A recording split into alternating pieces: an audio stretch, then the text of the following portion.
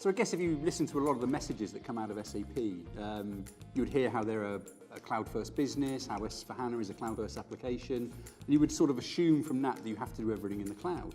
But that's really not true. S4HANA can be deployed as an on-premise installation. There's some trade-offs and some things you need to take into account depending on the route you take them.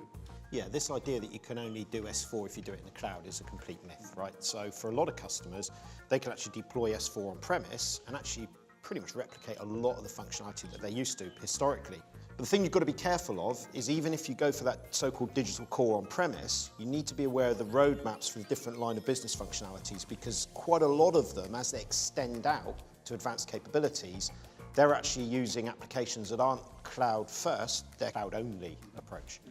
And there's some great extensions. You look at talent management with SuccessFactors, procurement through Ariba, and the commercial suite with Hybris. And not to forget my favourite, the Concur. You know, I love using that. It's great, I mean, I love it too. But the moment we start to use these cloud applications, we're into a hybrid environment with hybrid landscapes, and things can get pretty confusing pretty quickly. We need to think about integration, we need to think about authentication, identity management. Luckily, things are a little bit easier when all these applications come from a single vendor, right?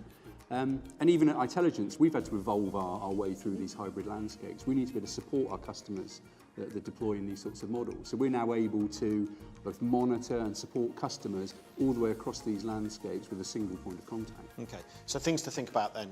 If you're an existing on-premise customer, S4 on-premise may be a valid option, may be something that you can do, but you may need to adopt a hybrid model. But then on the other hand, if you want to go fully cloud only, absolutely as well.